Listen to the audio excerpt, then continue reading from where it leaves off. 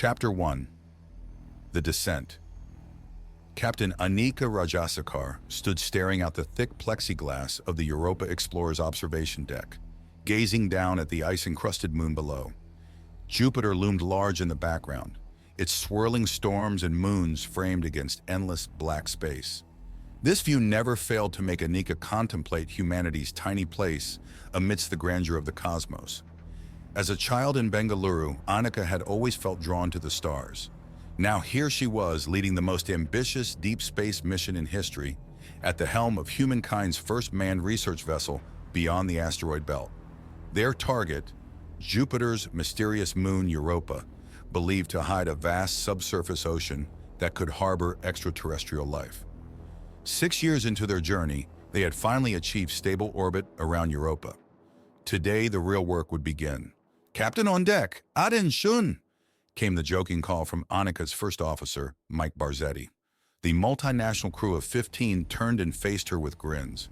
They were assembled here to officially commence the process of drilling through Europa's icy exterior. Anika allowed herself a smile. "At ease. I want to congratulate all of you on reaching this historic milestone. Our mission will push the boundaries of science and could very well yield a discovery that changes how we view ourselves in the universe. But first, we have many months of hard work ahead. This mission had been decades in the making. Even with the quantum drive that enabled faster-than-light space travel, it had still taken 2 years just to get here. Now the real adventure was about to begin. Their first task would be descending through Jupiter's deadly radiation fields in landing vessels, specially shielded with a hydrogen-water composite. Then they would make camp on Europa's surface and begin drilling into the ice. No hominid had ever attempted anything like this so far from Earth. But Anika had absolute faith in her crew. Scientist and engineer Giovanni Lenzi would lead drilling operations. The Italian's passion was astrobiology, seeking signs that life had begun beyond Earth. He believed European organisms could exist in hydrothermal vents, warmed by tidal forces and possibly volcanic activity. The prospect both thrilled and frightened Anika. Would such creatures resemble microbes and plants, emphasizing humanity's insignificance? Or something more advanced, proving we were not so alone? There was no telling what awaited beneath kilometers of ice, but the answer would shape science and philosophy forever after. Chen Li, the crew's foremost roboticist, approached and offered a crisp salute. Anika smiled. The Chinese woman took most things deathly seriously, but her brilliance with robot design and AI had been invaluable for this mission. "The equipment checks are complete, Captain. We are prepared to begin descent on your order." Anika nodded. "Thank you, Chen. I have faith in your work. Our mechanical explorers will lead the way." Construction of the landing site and drilling assembly would be done primarily using Chen's army of rovers and autonomous drones. Keeping humans out of harm's way was the priority.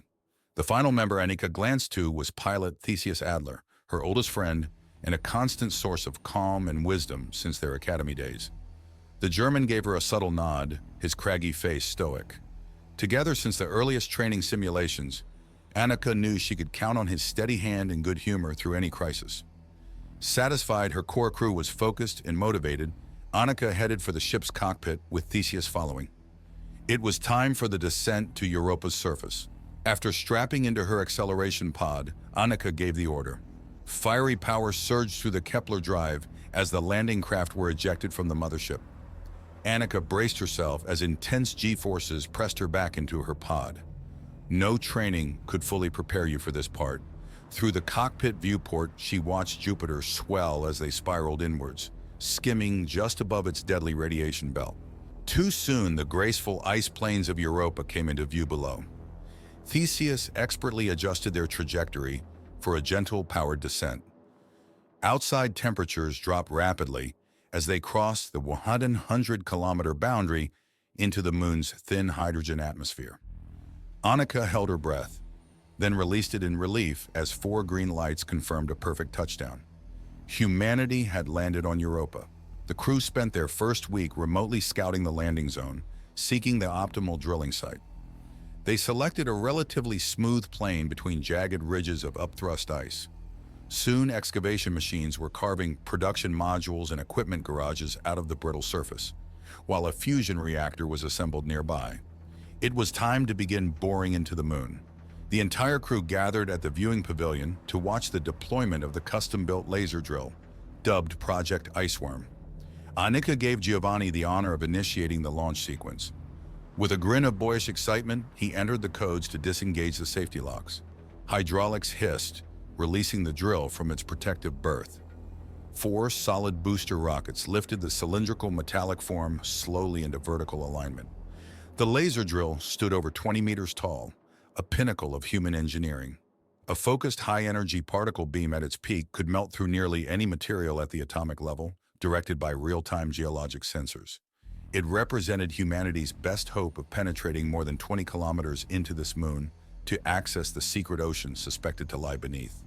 Pulse racing, Annika watched breathlessly as the launch sequence completed. "Godspeed, Iceworm," she murmured. At her command, the reactor channeled raw power to the capacitor banks deep inside the drilling platform. A low hum built to a piercing whine as unimaginable energies accumulated, awaiting release. "Fire drill," Annika ordered. Giovanni slammed his hand down on the final arming switch. A lightning-like discharge erupted from the tip of the drill in a blinding instant, and a terrible burning beam was unleashed at the ice below. The explorers gazed through protective goggles at the raw fury of human ingenuity. All day and night, the unrelenting particle beam continued, boring inexorably down through ice built up over billions of years. Sensors indicated the progress was smooth and true thus far. Over the next week, the tunnel extended kilometer by painstaking kilometer into Europa's frigid crust.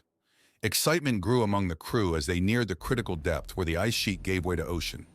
They were poised at the threshold of a new age of discovery. Dreams of alien life filled their imaginations. Late one evening, as Annika supervised graveyard shift operations at the drilling control module, a high-pitched alarm sounded. Multiple system warnings flashed red, signaling rapidly rising energy consumption. Leaning closer, Annika paged through data readouts with growing bewilderment. According to the sensors, the laser drill had stopped its descent and was now drawing considerable power. But the particle beam wasn't firing. Annika gripped the console edge in sudden dread. Something was very wrong. "Wake Giovanni and prep an emergency submersible," she barked. "Get me a visual feed of that laser drill now." Giovanni burst into the control room, pulling on his environment suit. Annika pointed grimly at the cockpit displays, where a blurry camera feed from the tunnel now showed. At first, nothing seemed to miss. Then the visual resolved into focus, and Giovanni staggered back with a choked cry. The towering laser drill appeared inert and lifeless, its beam emitter dim. But directly before the massive cylinder, the smooth walls of the freshly created tunnel were rippling and deforming, and slowly but steadily melting upwards, closing the hard-won distance. "We've got incoming!" shouted Giovanni. "Something's drilling up toward us!" Indeed, the rock-melting fusion beam the humans had sent down was now being turned back against them by an unknown adversary. Annika's mind reeled at the implications, even as she triggered emergency bulkhead locks far above the approaching threat. This was no mere geological activity. Something alive, something shockingly advanced inhabited Europa's hidden ocean, and now it was digging up to meet them. Humanity had opened a door to the unknown depths. As the remote cameras succumbed one by one to the rising heat plume, Annika glimpsed a nightmarish form rising through the steam and darkness. Then the video cut out completely, leaving the crew to stare at blank screens in stunned horror. Whatever entity was down there, it did not want visitors from another world. Chapter 2. Contact. A stunned silence hung over Europa Explorer's bridge as the crew tried to process what they had just witnessed. Some alien intelligence inhabited the depths below and was actively tunneling up toward them. But who or what could melt through solid ice so easily? And why return an exploratory action with what felt like aggression? Annika sank into the command chair, mind racing through their options. Whatever entity was down there, they had to make contact before this encounter came to blows. She turned to Chen Li. "Prep a diplomatic robot squadron," she ordered. "We need to get eyes on our neighbor and try to communicate our peaceful intentions." Chen nodded and rushed off, barking orders to her engineering team. Annika knew they had come prepared for this moment, first contact with alien life, but she hadn't expected the circumstances to be so ominous. And the creatures had made the first move, giving them the disadvantage. Within hours, Chen's team had outfitted several automatons with white flags, translation tablets, and offerings like nutrient samples.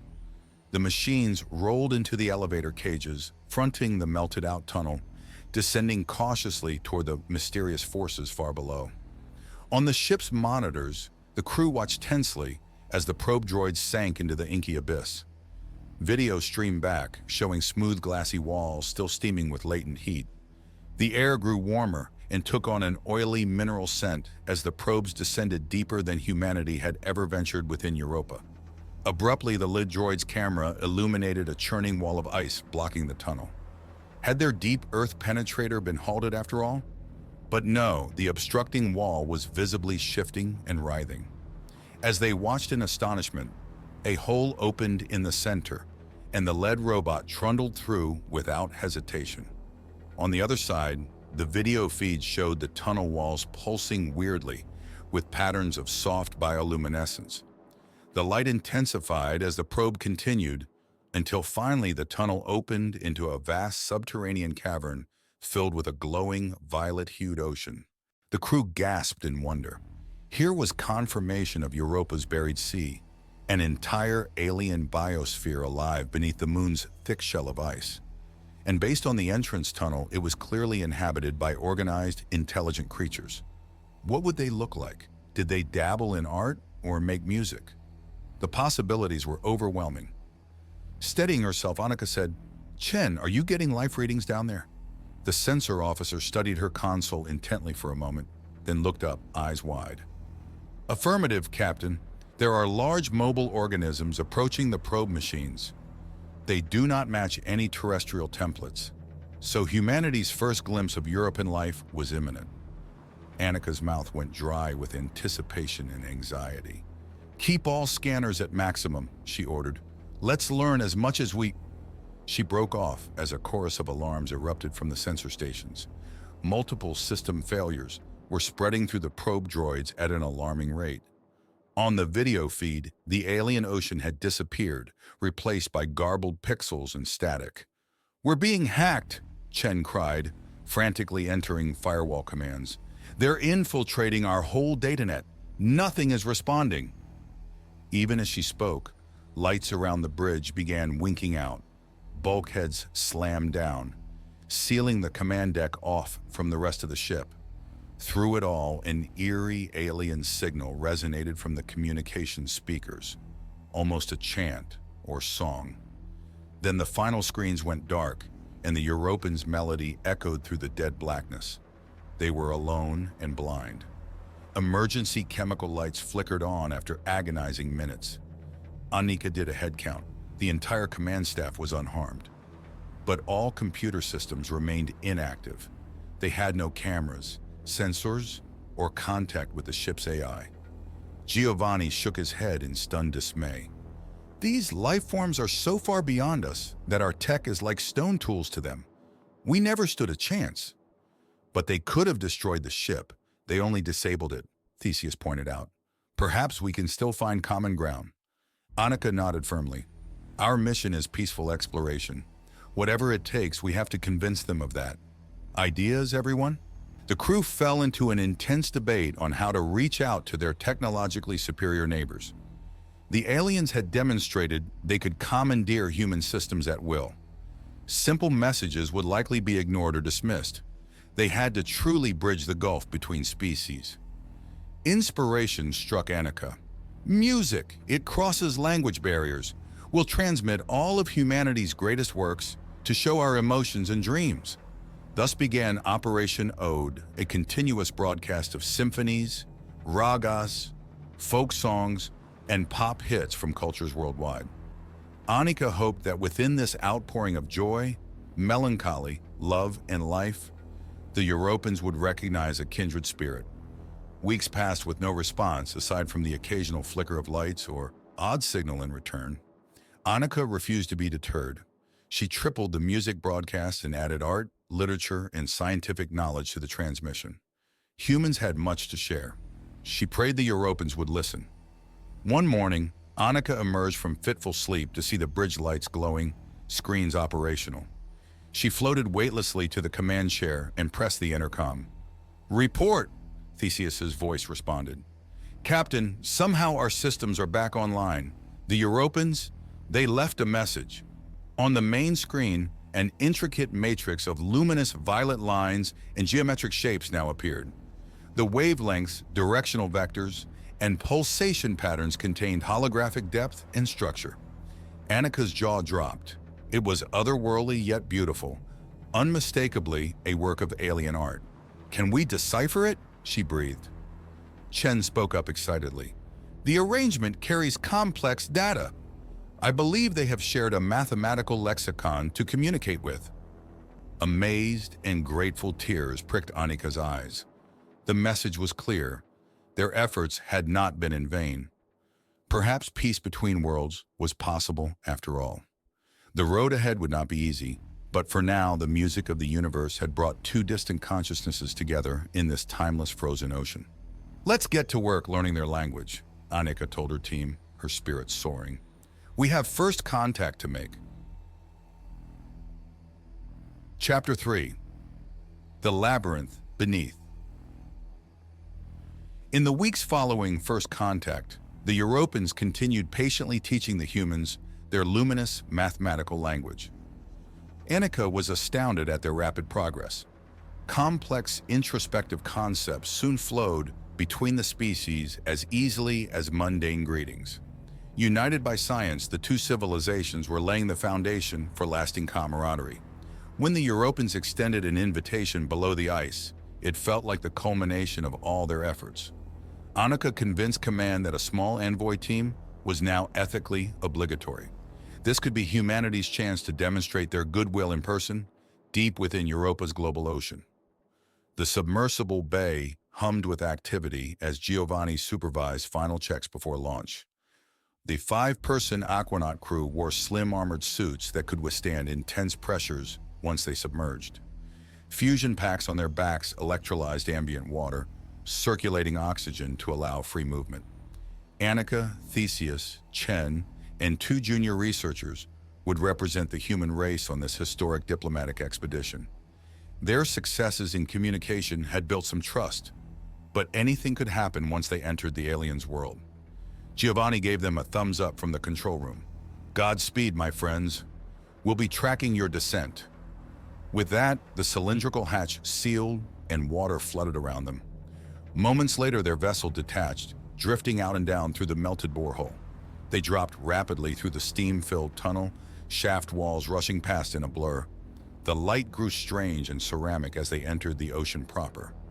Annika peered into the indigo depths but saw nothing yet. Fish-like drones detached from the hull, illuminating their way with spotlights. Without warning, an intense spot appeared ahead. The ocean floor was rushing up at them. Theseus fired maneuvering thrusters, slowing their descent just before impact. A cloud of silt and gravel billowed around the sub as it gently settled. Their nerve-wracking dive was over. Now to meet the neighbors who had invited them here. The light drones played across craggy ridges and boulders ahead. From fissures in the rocks wafted warm, mineral-rich currents. This was a zone of hydrothermal vents. But where was the city? "Getting some odd interference on my—" "Wait, there they are!" Chen exclaimed. Her lights had found movement up ahead. Strange, flowing forms rose from the rocky sea floor, reflecting the beams in prismatic rainbow hues. They coalesced into tall pillars, which Annika suddenly realized were living beings. The alien welcoming party lined an avenue framed by bioluminescent gardens and intricate hanging structures. Annika caught her breath. It was beautiful beyond comparison. She stepped out, boots crunching on the gravel. "Welcome, friends," she transmitted in European code. "We have dreamed of this meeting." One European flowed forward, morphing tendril-like appendages in reply. "As have we. Come in peace and know us." Annika followed between shimmering walls and spires, biologist's eye hungrily taking in the sights. Towering fan-like structures, pumped nutrient currents through translucent membranes. Angela extracted an instrument and sampled the viscous, rushing fluid. "Amazing," she murmured. "Their blood has properties of both plant and animal." This biome was evolving on an utterly unique trajectory. Theseus pointed out the absence of artificial tools or machines. Perhaps they utilized microorganisms or energy fields for industry, living in harmony with nature. It was humbling to walk among an elder race, Annika reflected. Humanity's presence here could be seen as invasive and presumptuous. She resolved to proceed with utmost care and deference to their hosts. The passage opened into an expansive hall where thousands of Europans undulated in hypnotic formations, their bioluminescent skin shimmering in synchronous pulses. Was this art, celebration, or meditation? The anthropologists were fascinated. Smaller Europans, likely juveniles, frolicked around the humans and peppered them with questions using the shared lexicon. Like children of any species, they were lovably curious about their alien guests. Annika showed them video clips of dolphins dancing, hoping to portray a kindred spirit in Earth's oceans. Deeper they traveled through branching tunnels, past more wonders than they could process. Here was proof that life persists and thrives across the cosmos, following its own path. Annika felt humbled by how narrow humanity's perception of intelligence had been. The Europans shared fragments of their history through holographic records. Eons ago, their ancestors had dwelled on the surface when Europa was partly terraformed, watching the moon grow more inhospitable as its orbit and climate changed. Only those who went beneath the ice persisted. Finally, they arrived at their destination, a spherical chamber with thick, transparent walls revealing the dark ocean outside. Inside stood their host, a towering Europan who rippled slowly in welcome. "I am Yehuatl. You show courage coming here after the misunderstanding when we first encountered your probe. Let forgiveness reign between us now." Annika floated to face the alien leader eye to eye. "We share the wish for peace between our kinds. What can we offer to repay the damage we caused with our tunnel?" Yehuatl's bioluminescence flickered contemplatively. "Our world remains stable for now, but the melting of the ice by your energy beam has created openings for toxic seawater to enter from above. We must work together to seal these wounds to our shelter." Annika's heart sank at learning their drilling had damaged the Europans' carefully maintained environment. Of course, the goddamn laser drill had pierced straight through layers of pristine ice into the ocean, letting in contamination and imbalance. She should have anticipated this. "You have our full support in repairing that damage," Annika replied remorsefully. "Our technology and labor are at your disposal. We only wish friendship between our worlds." Yehuatl rippled in what seemed a conciliatory manner. "Then let repairs commence and forgiveness be given. Come and be welcome among us."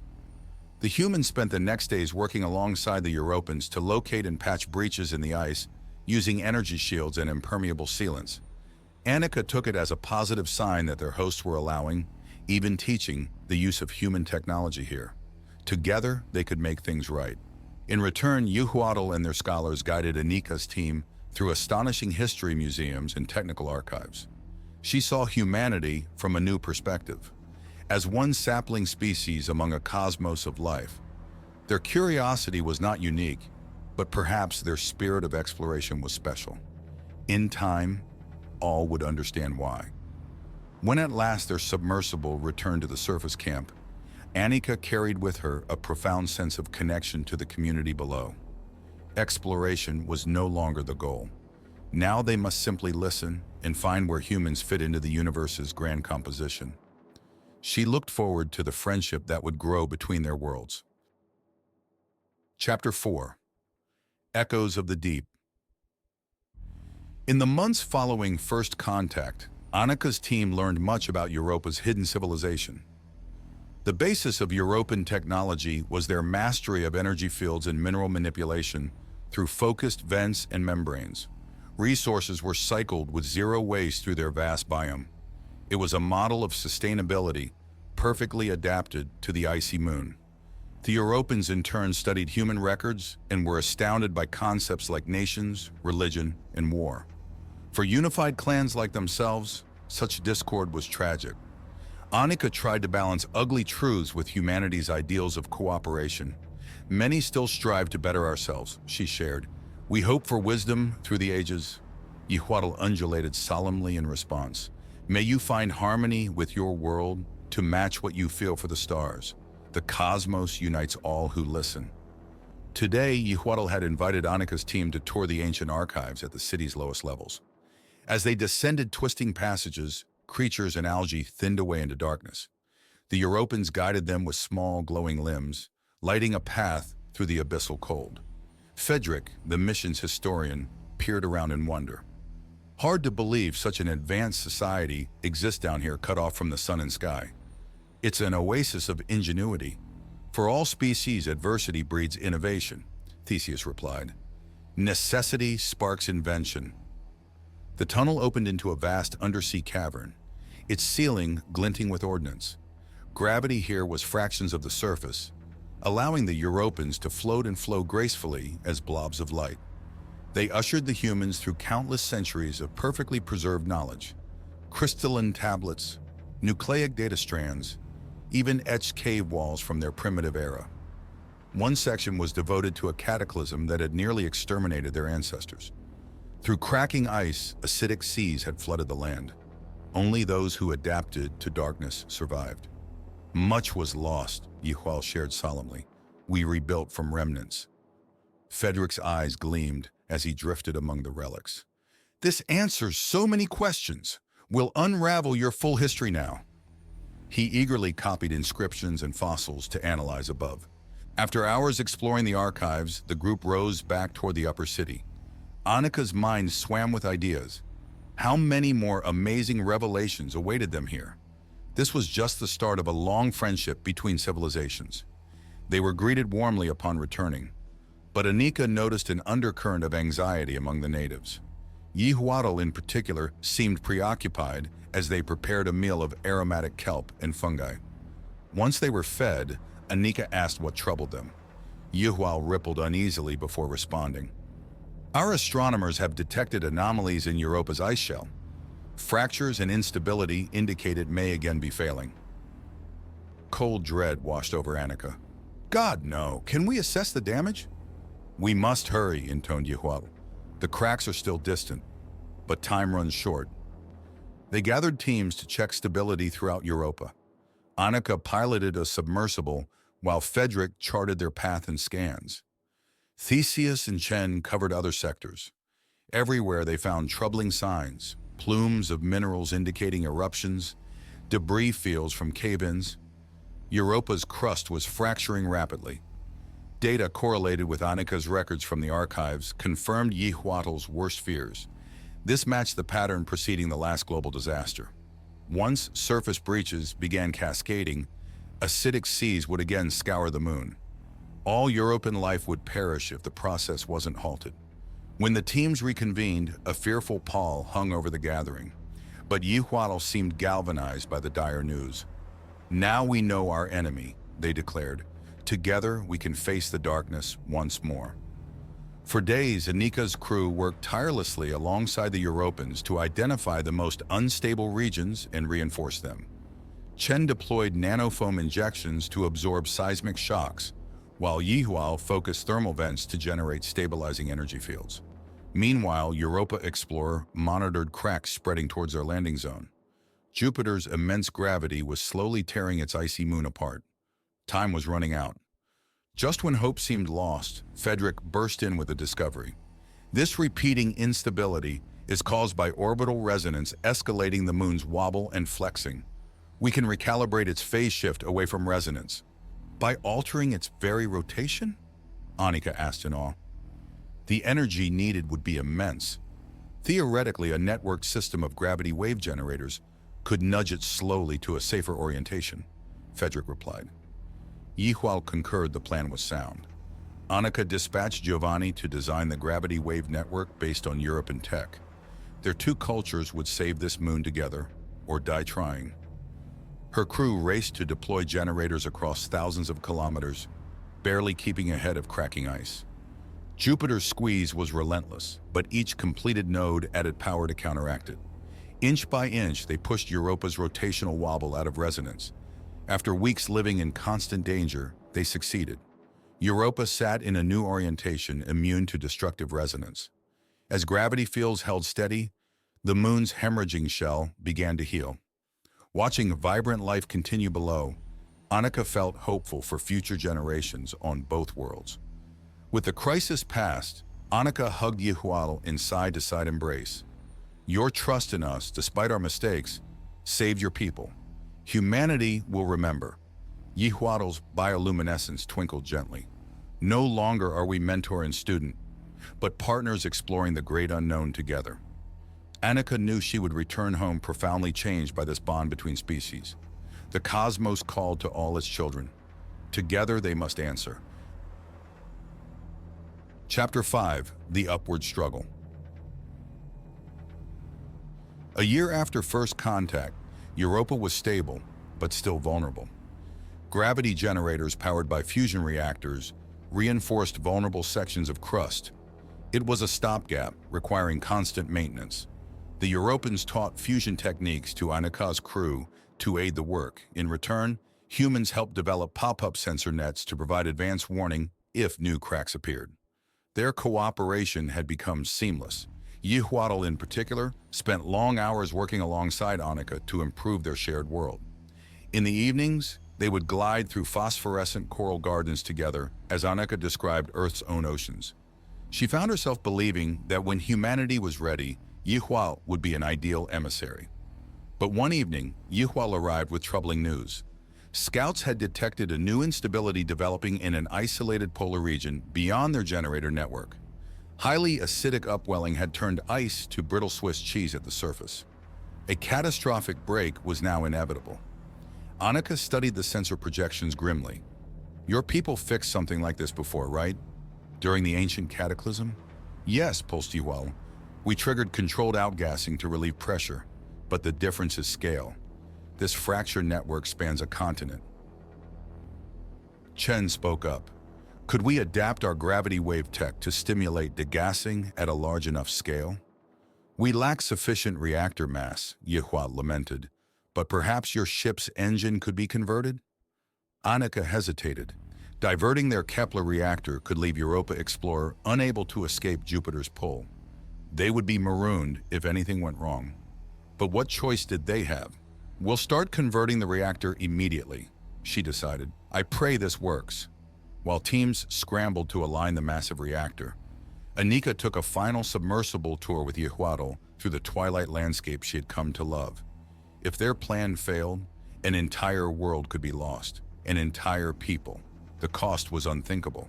Yihual glowed faintly, but remained resolute. There is still hope. What we do for the sake of those who come after. The reactor was ready weeks later. Annika, Yihual, and Federation scientists gathered for initial test. The computer counted down as unimaginable energies built. Then the lashed out into Europa's tortured crust. For long minutes, nothing happened. Then it began.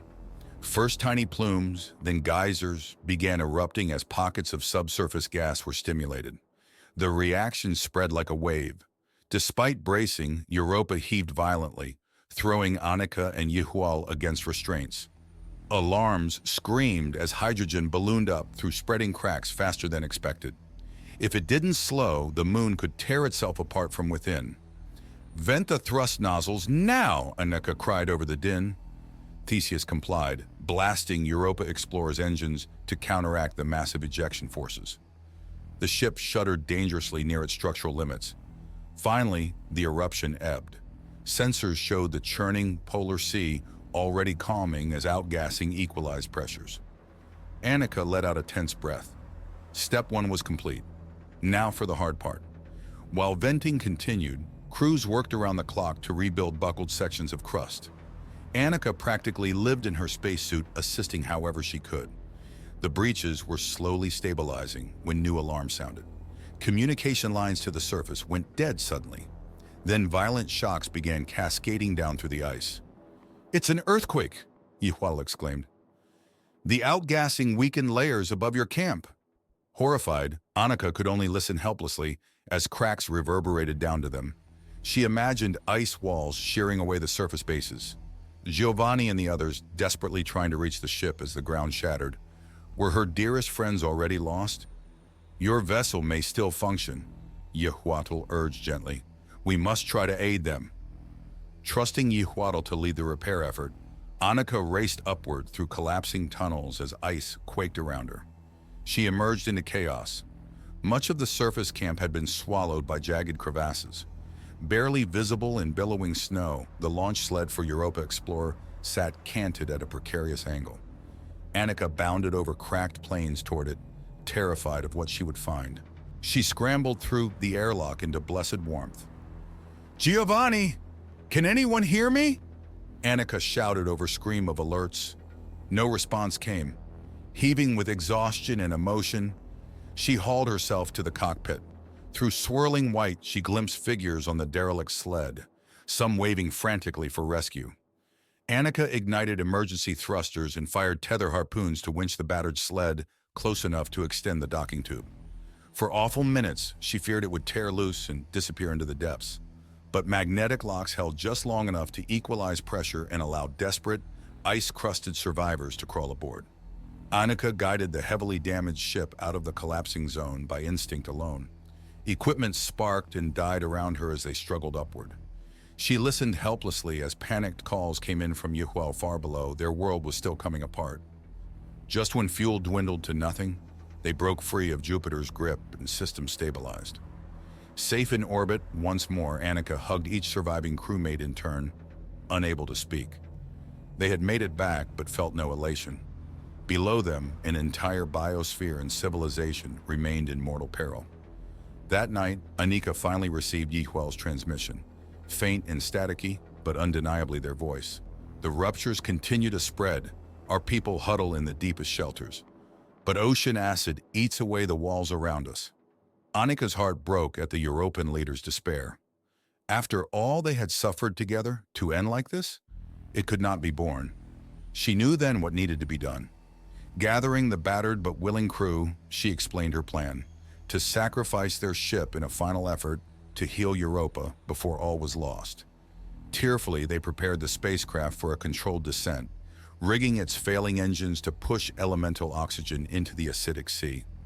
At last, Europa Explorer dove into the abyssal night.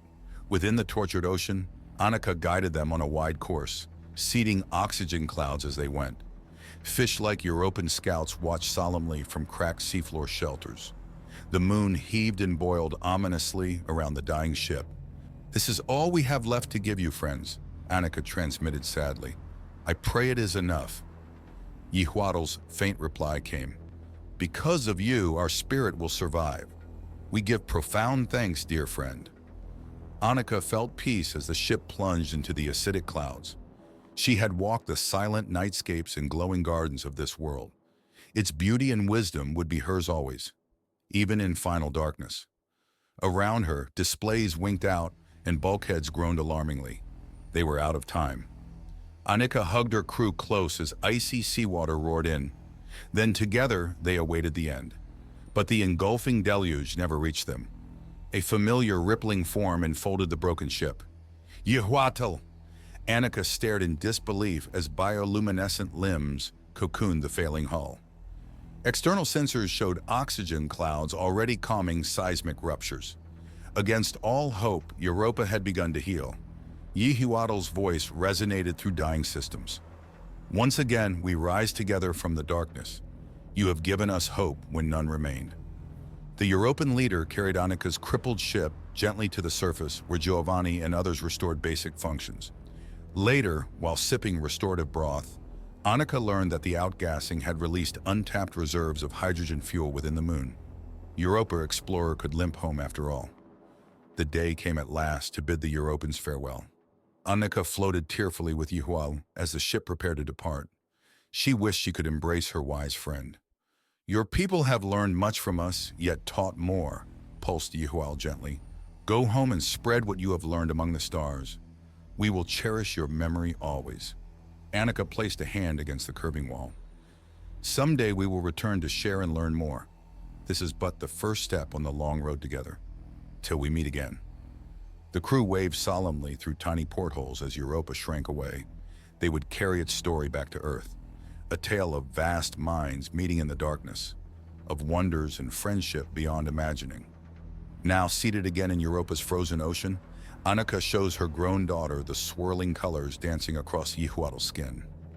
Life takes so many beautiful forms, she teaches the child, and we are blessed to know them.